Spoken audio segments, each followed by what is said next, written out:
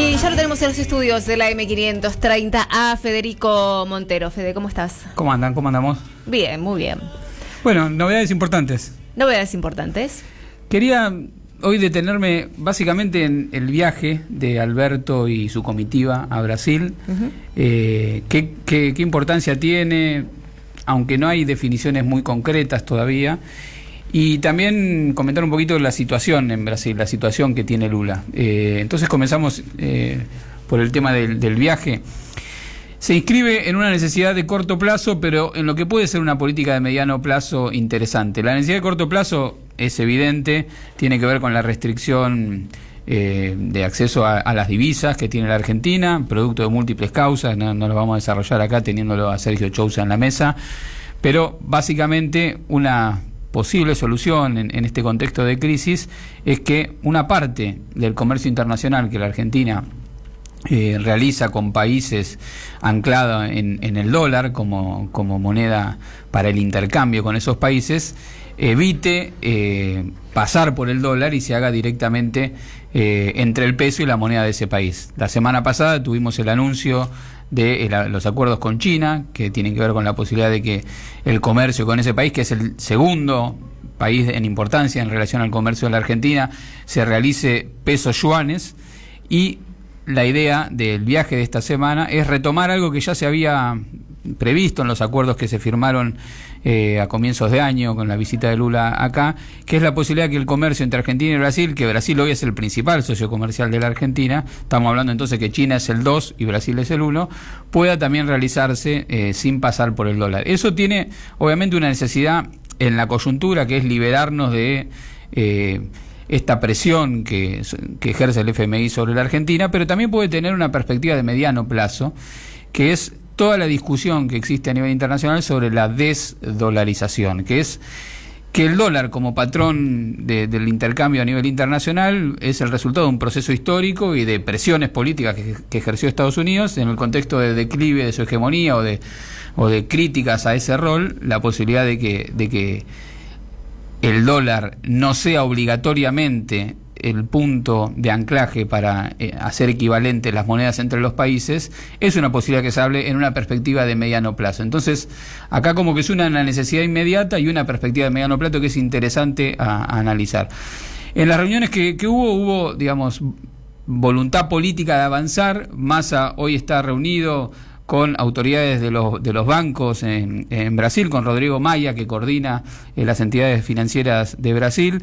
Siguen negociando con Fernando Haddad, que es el ministro de Economía de Brasil, y con un personaje determinante en este tema, que es Geraldo Alckmin, que es el vicepresidente de Brasil, pero un hombre muy cercano a los industriales brasileños, porque ahí, además de la voluntad política, entramos en una dimensión técnica que no es tan fácil equiparar, digamos, establecer un punto de común de la conversión de las dos monedas, sobre todo con una moneda como la Argentina, que sufre en este momento una presión muy fuerte. Entonces, ahí hay una serie de dimensiones técnicas para hacer concreto y eficiente este procedimiento, pero me parece que tiene una importancia política determinante a mediano plazo y también en esta coyuntura política donde la Argentina está siendo asfixiada por el FMI, y Lula lo dijo en términos muy gráficos, refiriéndose a la metáfora de el cuchillo en la garganta que representa el FMI para la Argentina. Lo escuchamos. De Hacienda, o FMI con el Fondo Monetario para tirar a faca do pescoço da Argentina, para quitarle el cuchillo al cuello de Argentina.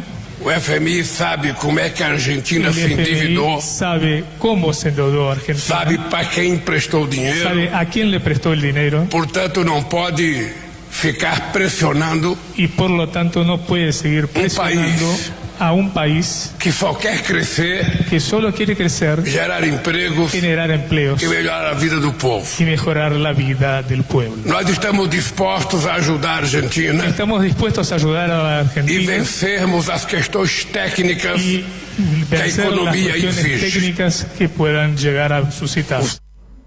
Bueno, importante las declaraciones de Lula, que ya las había efectuado en su viaje a China, cuando puso en marcha el Banco del Desarrollo de los BRICS y asumió Dilma Rousseff la presidencia de ese banco, y ahora ratifica esta presión sobre el Fondo Monetario Internacional como una ayuda para la Argentina.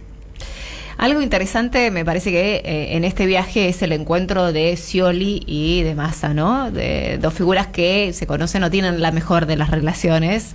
Veremos si pueden limar algunas asperezas, ¿no? Sí, hubo toda una novela alrededor de la foto es en el avión, que se supone que era la foto de los candidatos, después era porque dejaron afuera a Victoria Tolosa Paz. Bueno, ahí hay una serie de gestualidades de la política de la foto. Hay que ver qué tanto resulta en materia de política doméstica este viaje y ver qué se puede coordinar ahí. Veremos, está abierta el posicionamiento político a nivel interno de cada uno de ellos, pero me parece que, yo insisto, esto tiene una relevancia en términos coyunturales, pero en perspectiva de mediano plazo puede significar un cambio importante para la Argentina. Y Lula nos daba ese apoyo en un contexto donde Lula la tiene complicada para adentro, la está peleando. Quería mencionar en el día de ayer, hay dos noticias en Brasil importantes. Una es el avance en las investigaciones sobre Bolsonaro respecto de la complicidad en lo que fueron los hechos del 8 de enero, donde fue la invasión sobre los poderes, tanto el Poder Ejecutivo como el Senado y la propia Corte Suprema, el Tribunal Supremo Federal de Brasil. Y por otro lado una serie de investigaciones de algunos hechos, supuestos hechos de corrupción sobre Bolsonaro, así que ahí está avanzando la justicia brasileña sobre Bolsonaro. Y en paralelo a esto, en el día de ayer no se pudo discutir en el Congreso de Brasil, pero es un tema que me parece que tenemos que seguir nosotros. El PT presentó un proyecto de ley para regular las plataformas en Internet, es decir, poder regular a Google, poder regular a Facebook, poder regular a WhatsApp, poder regular a Twitter, regularlo básicamente en relación a todo lo que es difusión de discursos de odio y fake news.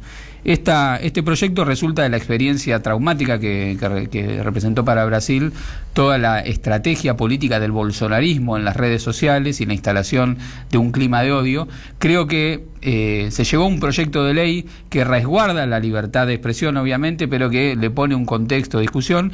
Google se puso bastante molesto, digamos, los representantes de Google en Brasil se pusieron bastante molestos. De hecho, si uno entraba en la página de Google Brasil, tenía abajo una leyenda que decía que las regulaciones que pretendía instalar el gobierno brasileño iban a empeorar la situación de la libertad de prensa. Esto mereció una reacción del gobierno de Brasil, que hizo una presentación en la justicia y la Suprema Corte de Justicia emplazó a Google para que retire esa leyenda del portal, y si no lo retiraba le iba a caber una multa multimillonaria. Finalmente el proyecto de ley no logró los consensos necesarios en el marco de la Cámara de Diputados de Brasil en el día de ayer, pero se espera que en estos días se termine de aprobar una iniciativa que me parece que es importante y relevante, no solamente para Brasil, sino pensando en lo que puede ser una campaña electoral en la Argentina con Milei como candidato. Hablando de Milei como candidato y de estos candidatos de ultraderecha, quería que nos comentaras cómo sigue la situación en Paraguay también, con algunas quejas del candidato también más, del candidato de la ultraderecha. Paraguayo Cubas. Ahí está. El candidato paraguayo Cubas. Nosotros hablamos el día lunes al mediodía respecto de lo que habían sido los resultados electorales, el triunfo del Partido Colorado, la derrota de la concertación, sobre todo por la emergencia de este tercer candidato outsider, entre comillas, de la política, porque viene de una familia política. Él fue diputado, senador, fue expulsado de la Cámara de Diputados, de la Cámara de Senadores, perdón.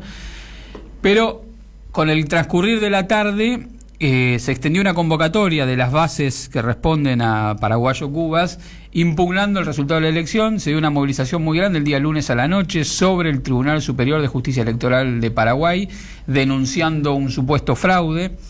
Hasta el día de la fecha no hay presentadas pruebas muy claras de un fraude masivo y sistemático, aunque uno sabe que existe un conjunto de prácticas que se la suele, digamos, caracterizar como folclóricas, pero existe, digamos, la compra de votos, existe algunas manipulaciones en el acto de votación, que desde mi punto de vista no explican el resultado, ¿no? El resultado está explicado políticamente por lo que conversábamos el lunes, que es que el Partido Colorado logró unificar atrás de la candidatura de Santi Peña sus distintas facciones, que la oposición, la concertación, eligió un camino moderado y con un perfil más tecnocrático en vez de empoderar más a los sectores de la izquierda que componían ese frente. Entonces no fue una alternativa válida, y Paraguayo Cubas logró canalizar mejor la concertación o, en términos muy grandes, ese descontento. Lo que decidió el Tribunal Supremo de Justicia Electoral frente a estas denuncias es el recuento de un porcentaje, creo que está entre el 10 y 15% de los votos de manera manual, que está siendo televisado para, digamos, supuestamente dar mayor transparencia a ese recuento. La concertación dijo que se iba a mantener expectante frente a este recuento y que, analizando el resultado de este recuento, si este porcentaje que se va a recontar de manera manual coincide con los resultados que se tenía en la noche del domingo, no van a avanzar con abrir más urnas. Si hay grandes diferencias entre este recuento que se está haciendo manual y los resultados que se tenía el domingo, entonces sí van a avanzar con una investigación de mayor profundidad. Así que hay que esperar a ver qué sucede con esto, pero el resultado inmediato de esa protesta fue que el Tribunal Supremo Electoral accedió a un recuento de un porcentaje de las urnas entre comillas, son en realidad computadoras, que se está llevando adelante. Fede, te escuchamos el sábado. Antes de despedirme, quería simplemente una mención de un tema que está en desarrollo, que es el ataque con drones al edificio del Kremlin, el Kremlin es la sede del Poder Ejecutivo en Rusia, que fue denunciado por Rusia como un intento de magnicidio sobre Putin. Putin no estaba en el Kremlin en ese momento, pero esto ha generado una serie de consecuencias sobre ya un terreno que hay una guerra de por medio. Ucrania salió a desmentir que hubieran sido ellos, porque los drones eran de alcance muy pequeño y dicen que son fuerzas rebeldes dentro de Rusia. Rusia cree que son terroristas de origen ucraniano y prometió una represalia fuerte. Y Blinken, que es el canciller de Estados Unidos, el secretario de Estado de Estados Unidos, dijo que Ucrania tiene toda la libertad para actuar incluso dentro del territorio de Rusia en lo que considere necesario en el marco de esta guerra. Así que una situación de alta tensión que vamos a ver cómo se desemboca en un contexto donde se esperaba ya una contraofensiva ucraniana en el marco del desarrollo de este conflicto. Ahora sí, te escuchamos el sábado entonces. El sábado a las 18 horas, en la Radio de las Madres, con Atilio Borón, Telma Luzani y gran equipo. Federico Montero, ¿en cuánto cuento?